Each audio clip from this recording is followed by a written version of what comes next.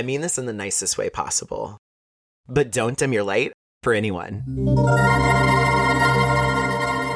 This is I Mean This in the Nicest Way Possible, and I'm your host, Ram.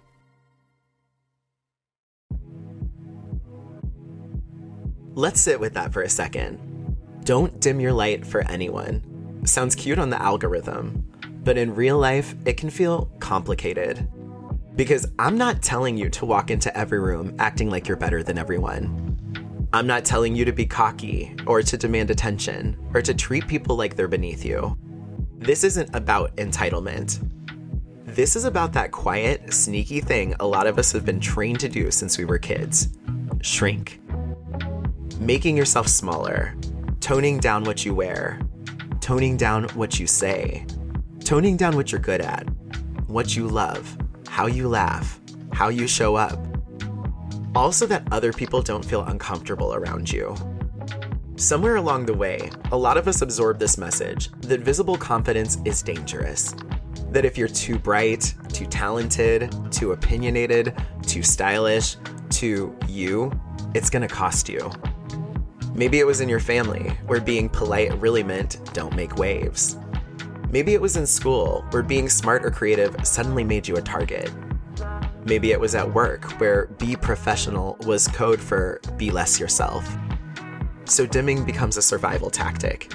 You learn to edit, to downplay, to make your wins sound smaller, to laugh off your talents, to dress a tiny bit more boring than you actually want to pretend you don't care that much. And then we slap a nice label on it.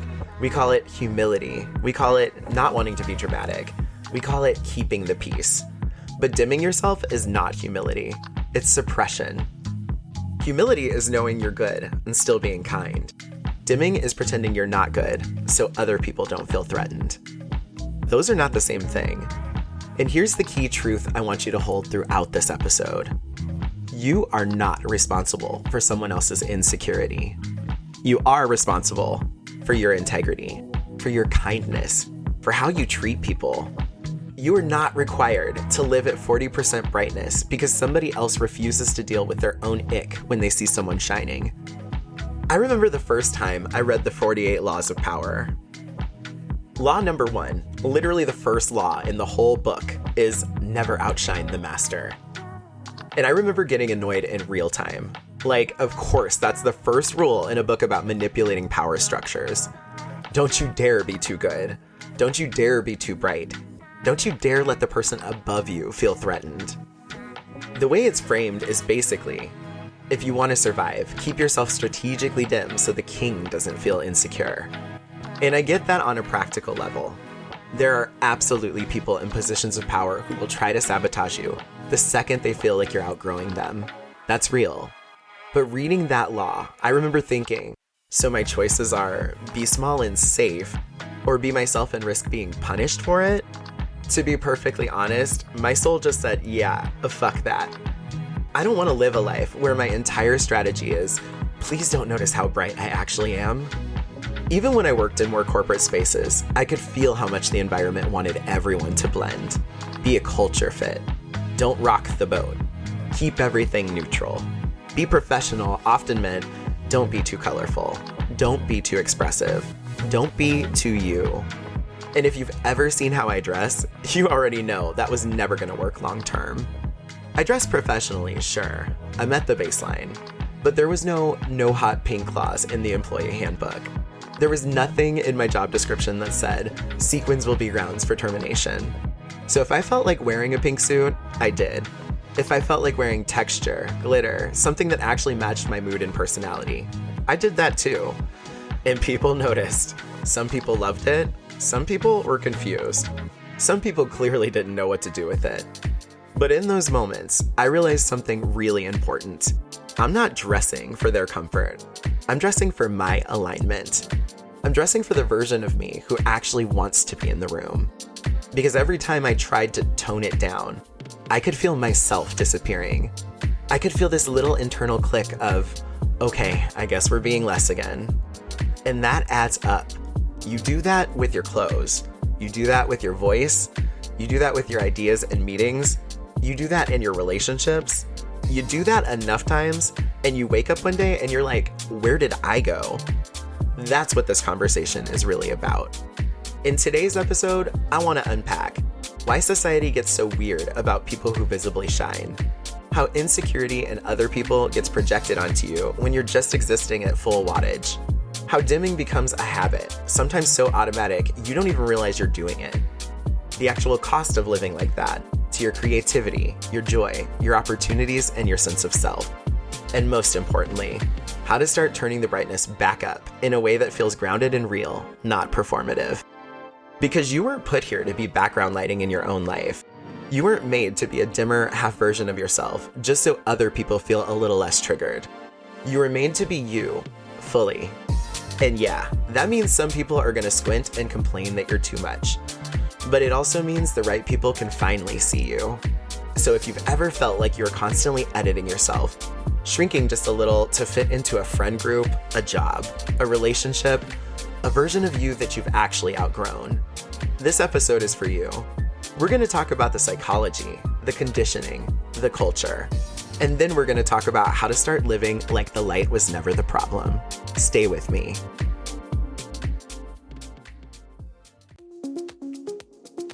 Let's start with the idea of being too much, because that phrase doesn't come out of nowhere. It's inherited, it's cultural, it's taught. And most of the time, it's taught through subtle correction long before anyone ever says the actual words. When we're young, we learn the rules. Don't be too loud. Don't ask for too much attention.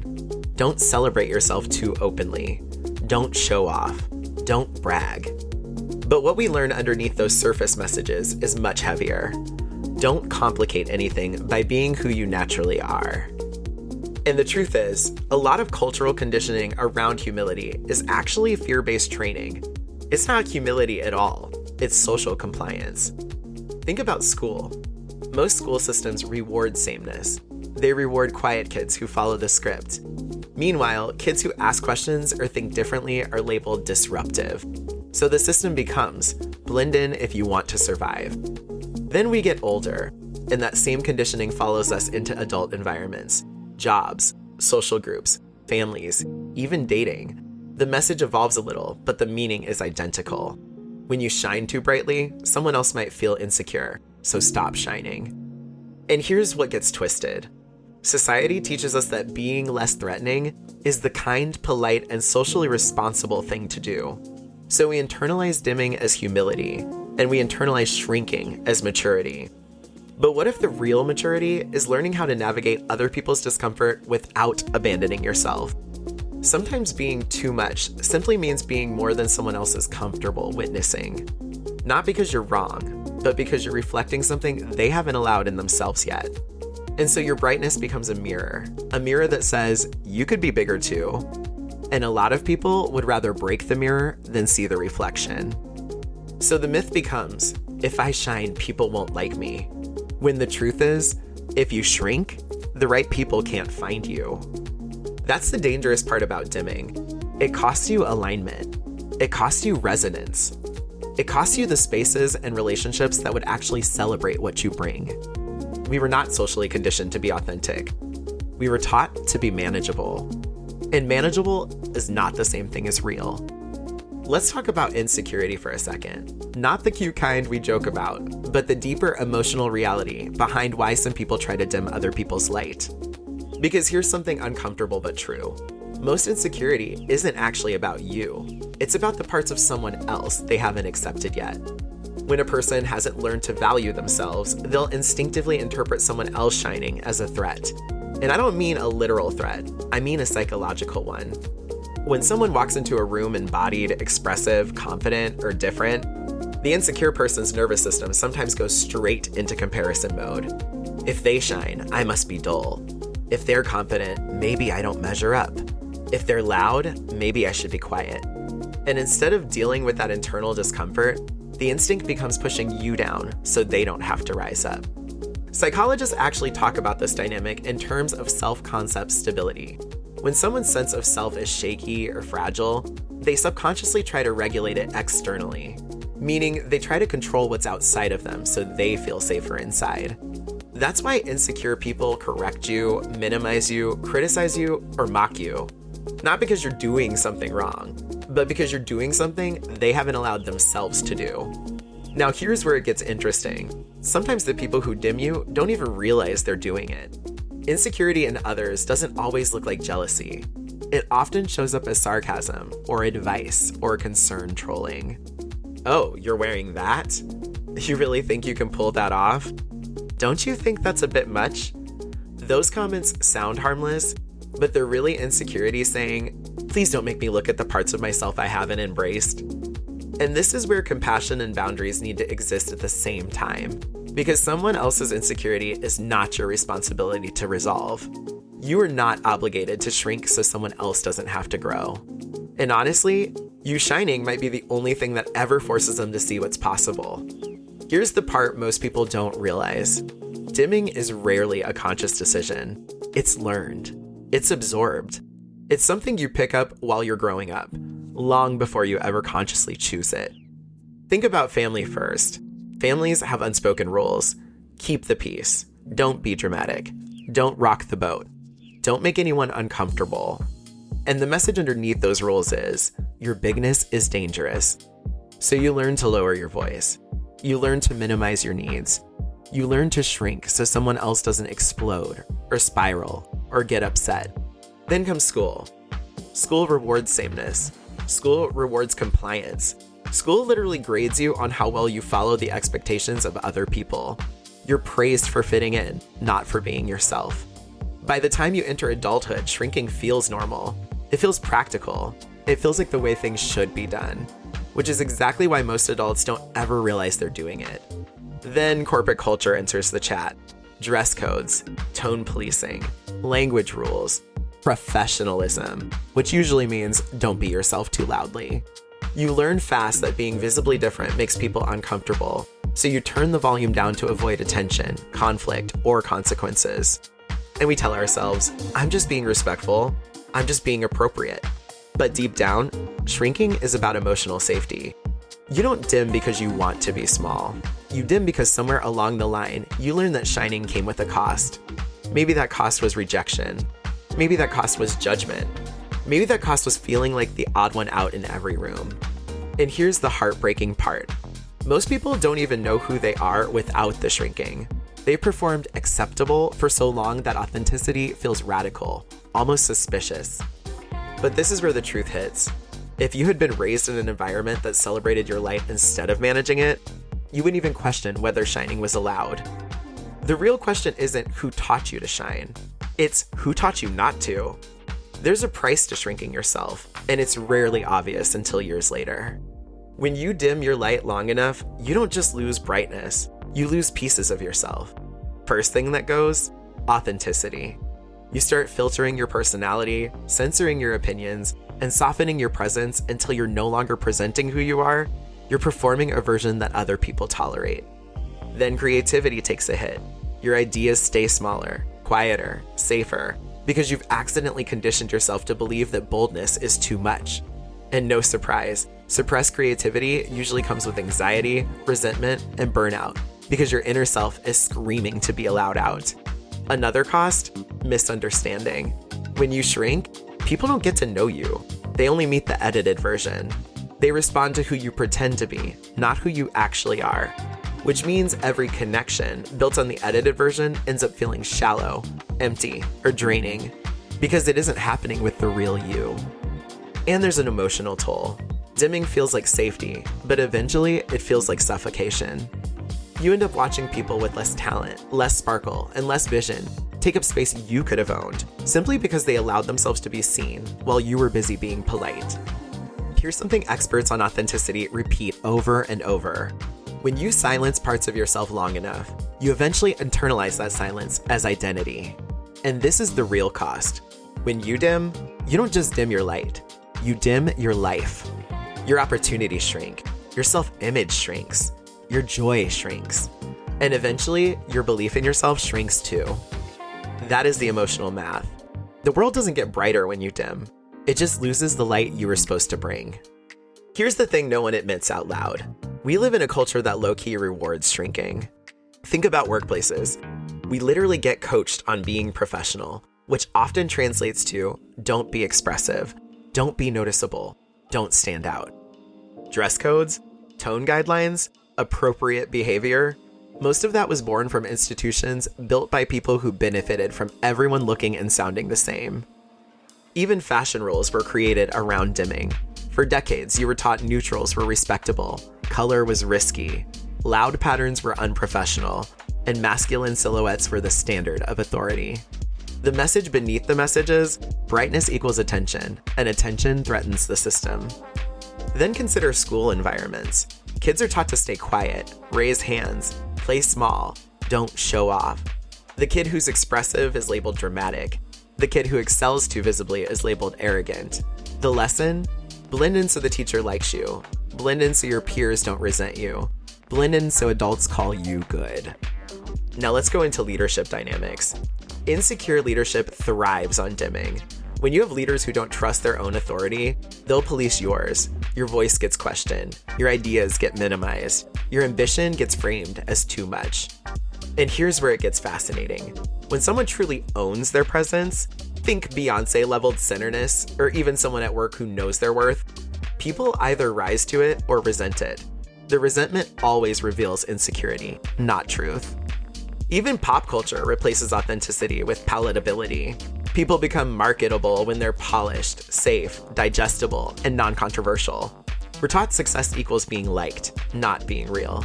But the icons we admire, the ones we call unforgettable, they didn't blend, they didn't dim. So culturally, the message is, be soft enough to be liked, but bright enough to be useful. Yet the human spirit was never designed to glow at half power. Cultural conditioning teaches shrinking. Soul truth teaches shining. Here's where I want to ground this episode in a little more than intuition and lived experience.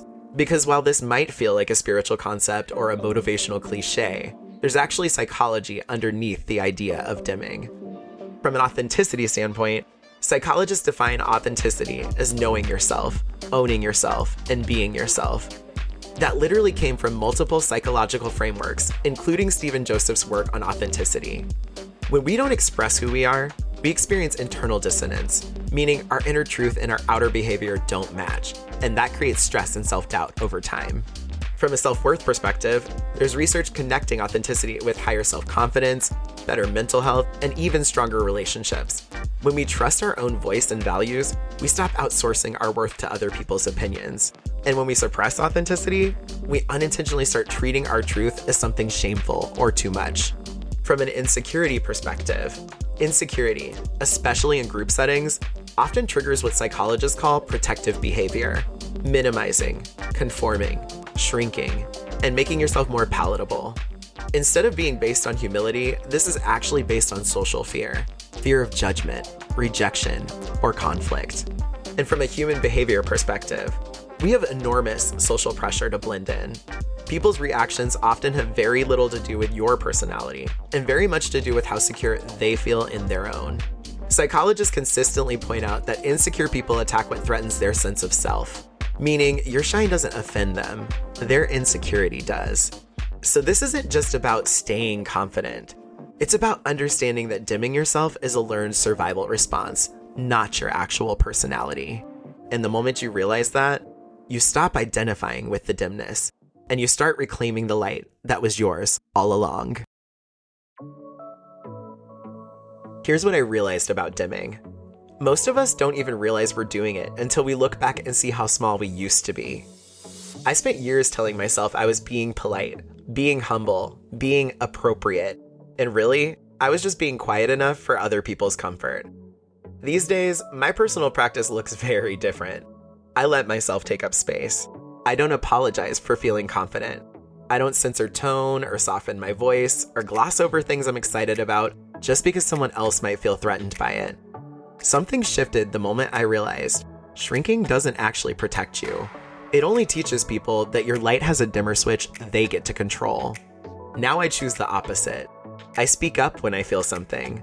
I celebrate myself without waiting for permission. I dress according to how I feel that day, not what I think people expect. And I don't justify loudness. I just wear it. This isn't about being extra for the sake of being extra. It's about practicing authenticity in small, consistent, everyday ways. For me, that looks like choosing clothes that energize me, letting myself be expressive without explaining it, not minimizing accomplishments, saying thank you instead of, oh, it's nothing, showing up like someone who believes he belongs in every room he walks into. Because here's the truth. Confidence doesn't arrive first. Expression does. Confidence is what grows after you've practiced being seen. And the more I practice this, quietly, daily, the stronger that muscle gets. I also consciously refuse to apologize for being confident. Not in meetings, not around insecure people, not around folks who would rather everyone stay at the same dim setting. Because dimness isn't equality, it's suppression. And I'm just not doing that anymore. When I choose to shine, 3 things happen. I feel more like myself, I attract the right people, and I stop wasting time worrying about the ones who are never comfortable with me in the first place. This is what's working for me right now. And honestly, this is the most peaceful I've ever felt. Let me say something that might surprise people who only see the final images online. I don't dress loud every day. I don't need to. Sometimes shining looks like a quiet, intentional detail, a texture, a color, a choice that's more about how I want to feel than how loud I want to be perceived. There are days when a simple jacket feels more me than a sequin suit. And there are days when a sequin suit feels like the only correct answer. The point isn't the level of sparkle. The point is that the expression belongs to you. What I've learned is this. Moderate doesn't mean muted. It means aligned. When I throw on a pink suit, it's rarely because I'm trying to draw attention. It's because that's genuinely the mood, the energy, and the frequency I want to inhabit. When I wear sequins, it's not a costume. It's a texture that reminds me I'm allowed to feel joy in a world that loves to dim things down. It's funny. When I used to wear color in corporate spaces, people act like I was doing something dramatic, but all I was doing was dressing like myself. Their reaction wasn't about me. It was about their conditioning, their comfort with conformity, their fear of being seen breaking the dress code of invisibility. But here's where moderation is powerful. When you show up authentically, even in small ways, you normalize self-expression. People begin to see that confidence isn't loud, authenticity is. Confidence isn't about volume, it's about owning your choices. And sometimes, moderate might be the most disruptive thing you can do, because you're not seeking permission, and you're not performing rebellion. You're simply existing as yourself. That, ironically, is what intimidates insecure systems the most. So yes, I've worn hot pink suits and sequins, but I've also worn understated looks that still feel like me. And honestly, they've all been expressions of the same thing. I'm not here to be less. I'm here to be real. And sometimes real looks bold, sometimes real looks quiet, but either way, it's me. One of the biggest mindset shifts I've had in adulthood is this. You don't have to force yourself to fit into places that weren't built for your shine. Some rooms are engineered around hierarchy. Some communities are built around conformity. Some environments are designed to reward the safest version of you. Those aren't your problem. They're just not your rooms. When I left certain career environments, I realized the only reason I had ever dimmed myself there was because the culture was terrified of individuality. They called it professionalism, but what they actually meant was predictability. As long as you stayed predictable, they stayed comfortable. But predictable living is a slow death for people who were born to glow. Here's the truth. Your vibe naturally gravitates towards people who value that energy. But you don't meet them until you stop shrinking yourself for the wrong crowd. That's why I don't chase rooms anymore. I choose them. I choose environments where creativity isn't suspicious, where confidence isn't threatening, where authenticity is normal, not rebellious. But here's the quiet secret no one tells you. When you're around the right people, you don't even feel like you're shining. You just feel like yourself.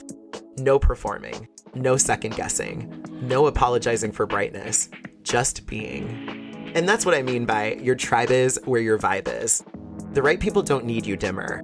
They don't get uncomfortable when you expand. They clap for your wins, celebrate your expression, and get excited when you step into your fullness. And the best part? When you shine, they don't disappear. They shine too. That's how you know you're in the right room. So here's what I want you to ask yourself this week. Gently, honestly, and without judgment. Where have you been dimming yourself? Because we all have those places, whether we admit them or not. Maybe it's your clothing. Maybe it's your voice. Maybe it's the part of you that's brilliant at something, but you downplay it so other people don't feel less.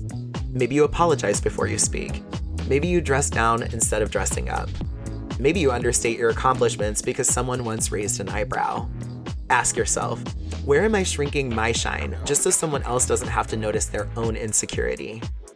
Then ask the scarier question, not in a loud look at me way, in a soft, unapologetic way. Wearing the outfit you actually wanted to wear, speaking the idea you've been holding in, owning the compliment instead of deflecting it. One small moment of brightness at a time. And this leads me into this week's official challenge. I'm calling it, Don't Turn Off Your Brights. The whole point?